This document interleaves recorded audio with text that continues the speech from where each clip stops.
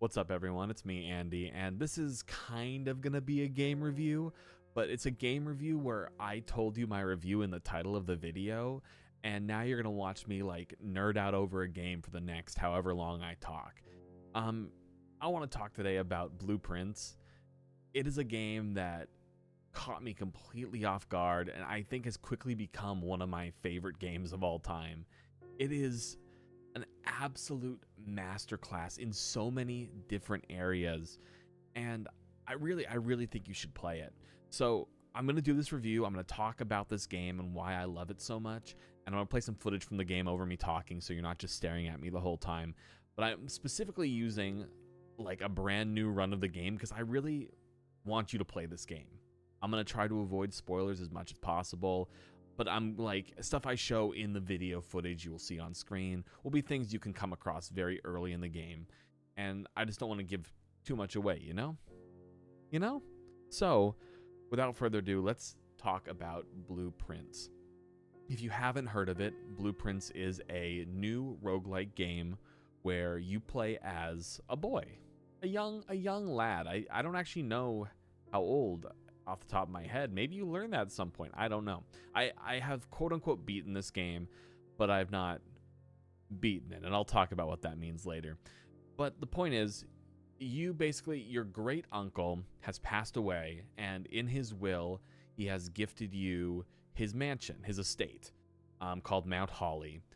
And the funny thing about this bequeathment in his will is that in order to actually get your inheritance, you have to find the 46th room of this 45-room mansion, which sounds absurd, and it kind of is. But in order to do that, you have to wander through the house and find the actual room. And it's pretty clear where the room is from the moment you start the game. There's a very clear antechamber at the very top of the house. The rest of the house, however, is a blank slate because, like I said, this is a roguelike. Every single day, Mount Holly resets itself, changing all of the rooms around, and you have to work your way through and get a run where you can actually make it through the entire place. And it's not as simple as just reaching it. There's more to it than that. But basically, the way the game works is you go into Mount Holly and you enter into like a foyer kind of room, and in that room, there are 3 doors you start with every day. And you walk up to a door, and it'll give you 3 cards to choose from. And those basically allow you to add rooms to your house. And you have to make it all the way across, going through different rooms, getting different items. And you're limited in how much you can travel. Every time you go into or out of a room, you lose 1 step. You start the game with a total of 50 steps. There are some rooms and some items which give you more steps. There are some things which can take steps away. I'm not getting too much into it here because like different things happen throughout the game and mechanics kind of change, but not too much. But that's basically how this game works as a whole. And it's pretty simple, but there is so much depth to this game that it is actually absurd. Before I go off on a full tangent here, I've like my past videos where I kind of talk and ramble at you for a little bit. I have like a long list of notes to talk about. And one of the things I want to say before I go into that ramble is this is my book review as well, basically. If you like the things I say in this video, if you like the idea of Blueprints, or you like the Blueprints, like the game Blueprints already, and you're listening to me talk about it now, I highly recommend these 2 books because these books give me the exact same vibe in the perfect way. The first one is Piranesi by Susanna Clark. This book is absolutely amazing. It's not too long. And it's just a really, really fun read. The other book I recommend, and y'all probably saw this coming, is House of Leaves by Mark Z. Danielewski. This book is a lot bigger and it's a lot denser of a read, but it's got just the perfect amount of like weirdness, liminalness to it. It's great. It's a great read as well. Highly recommend those if you like the game Blueprints. Now, going into the actual game itself. So like I said earlier, I have quote unquote beaten the game. It took me about 15 hours to actually reach room 46. And I won't talk about how I did it or how like the kind of the process to get there, but that's how long it actually took me to beat the game once. The thing is, there is so much more than just beating the game. It's a mystery at its core. This game is a mystery and you have to solve it. And so this game kind of like it introduces a lot of concepts to you early on. You'll find notes in rooms that say things like, oh, drawing cards. This is the cards you get to choose from. And there was a note in one of the earliest rooms I got that said, you should probably keep a journal. And keep a journal I freaking did. I have this little tiny notebook that's been sitting on my desk for the past week while I've been nonstop playing this game. And it is full of notes. I have been scrawling notes in this thing constantly. I've been crossing things out as I learn new information. I'll be marking off where things go in the game. And it's honestly been such a fun experience to take something that exists on a screen, a game on a screen, and bring it out into real life through this notebook, through this journaling process. I think it's a really great extension of media as a whole, and I love when games like take that extra step to get you engaged with what you're doing.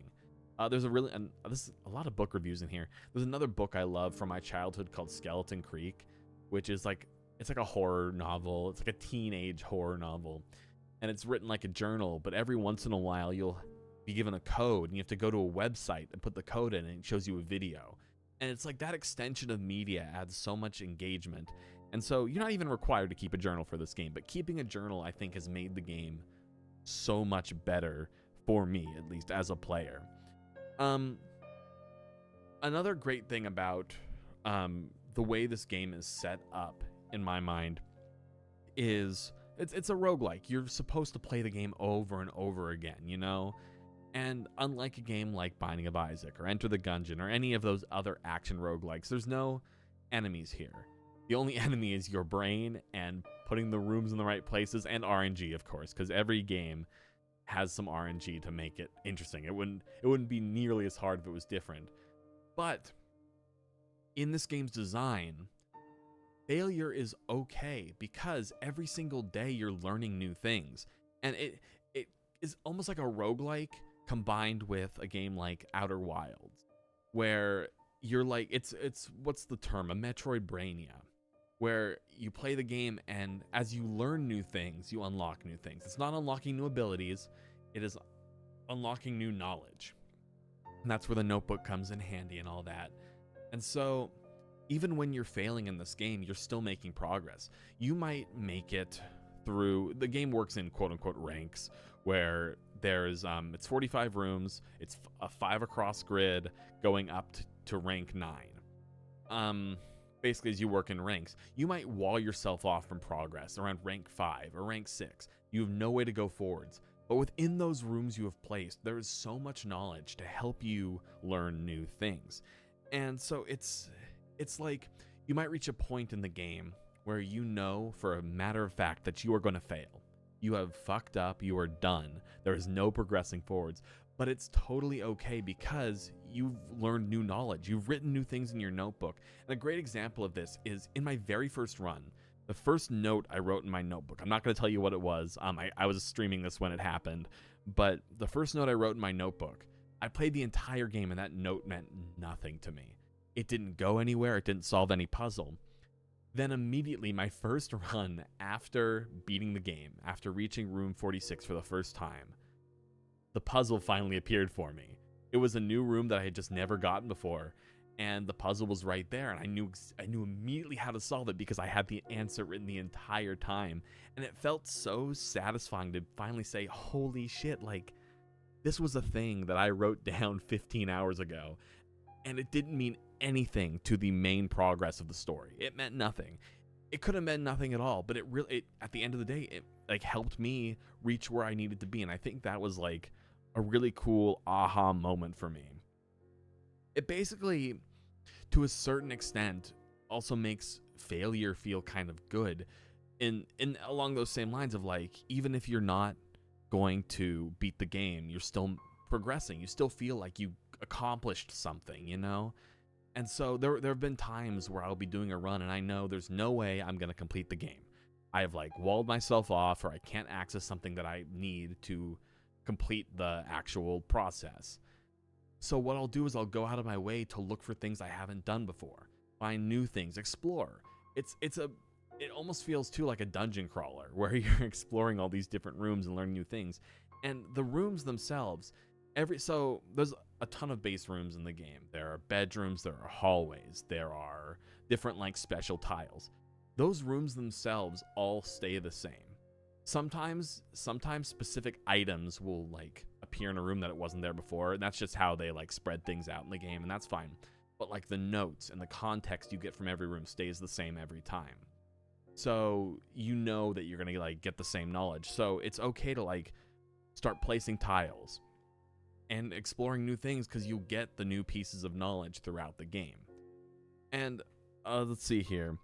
I'm still going down my thing. I think, and along all these same lines, I'm gonna say that a lot. Along those same lines, the way the game feels as you explore, it was almost like it. On occasion, it almost gets horror game-esque in the way that you feel like something's gonna happen, you know? It's got this level of intensity about it, even though it's a very, very peaceful game. It's got this really beautiful soundtrack that kind of comes in and out sometimes, especially when you find new discoveries and things. It kind of just fades in so naturally that it like fits the world so well.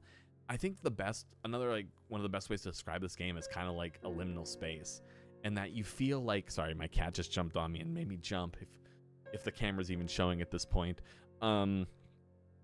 But you feel like there should be people there. You're in this lived-in environment of this house. You'll find notes from people who have been in the house before, but at the time of the game, you're the only one there, and it feels like there should be other people there. And so it feels almost kind of wrong and kind of liminal in that way. And it's really, really nice. It's almost kind of Backrooms-esque for those who need further visualization of what I'm talking about. And so I kind of like, when writing these notes, described it out in 3 ways. The game can be scary, it can be wonderful, and it can be exhilarating. And those different like emotions can come at the drop of a hat. They just happen as you go. It's unbelievable that a game dev has managed to like combine all these things that feel like they almost shouldn't work into something so amazing and magical. I also really love that the way you experience this game as a player, and this is why I'm trying to keep as many spoilers as possible out of my video and out of my like the gameplay footage and me speaking, because I really want you to experience this game. Because part of the beauty of it is that every player's experience of the game is different, since the floor plans of the house are random. Since the way you progress through the game is random, every player is going to have a different experience with it. You'll get different notes in different orders. You'll take your own notes in different orders as you play. And it's like you're basically solving this puzzle on your own terms, because you're the one making all the choices. You pick which rooms go where. You pick what information you gain every day. You are in complete control of the situation, aside from what RNG deems to happen. Along those same lines, there are puzzles in this game that happen at every single level, you know? There are things that just like you'll learn a small hint for something, for example. I guess a good example of this is there are puzzle rooms in the game, and those puzzles are very self-contained. They happen in just that one room you're in. You don't need outside knowledge. Sometimes there is other outside knowledge that can give hints, but you can solve those puzzles within their room. Then there are other things that contain puzzles that span over the entire house. And there's just so much happening at every single level. There's so much thought going into everything. And it goes from the house, it goes to the outside world even. You can walk outside the mansion and discover new things. There's information everywhere. And it keeps your brain really going as you play. It feels very strategic even when the strategy might not even be there. And when you solve those puzzles, especially the big puzzles, the big things you've been trying to figure out, those big clues you've been given, or the tiny little hints that you've pieced together across the entire game, it hits you like an oh shit moment. You just get smacked with it, and it's like, oh my god, what? And I think the best part about this for me, the game as a whole, the game loves to mislead you. It loves to try and teach you something that might not be fully true, or it loves to like plant an idea in your head that might lead to nothing. But at the end of the day, the game never lies to you. It never lies, because the information you need to learn the full truth is always right in front of you. You might be misled, but then you might come back later with a new clue or something, and it recontextualizes the whole situation. You're like, oh shit, it's all working. So it doesn't it wants to mislead you on occasion, but it never lies about it. And I think that's kind of the beauty of it. You never feel bad playing this game as a player because it's designed to help you learn, to help you progress. And I think that's kind of ties back into the story of the game of your great uncle giving you this house. He wants you to get that inheritance at the end of the day. And that's why he put this game here. And so it helps you along as you go. And that, I think, is just such a beautiful thing that you don't see in games very often, right? The game actively rooting for you. There are games that'll put up hard obstacles in front of you and intense bosses. Listen, I love Souls games and stuff like that, but at the end of the day, this game helps to just push you along and bolster you at every single level. And it's kind of beautiful. This game is beautiful, without a doubt. So if I haven't sold you on it already, I don't know. This is just me talking about something that I really, really love, and I would love for you to love as well, you know? So if you like what I said, go check it out. If you're not interested, that's fine too. If you don't like puzzle games, whatever. But I really think you should check out this game because it truly is something special.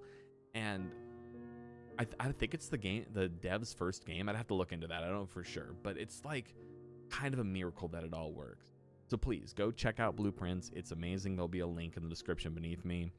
And thank you for listening to me ramble at you for this small amount of time. I'm working on a much, much bigger video. I'm expecting kind of 4 hours right now based off of a word to text to word calculator.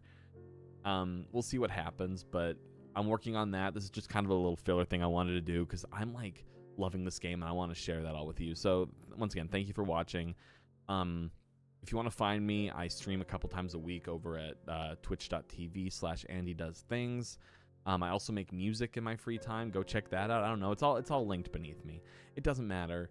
Peace out, y'all. Go check out Blueprints, and I will see you all next time.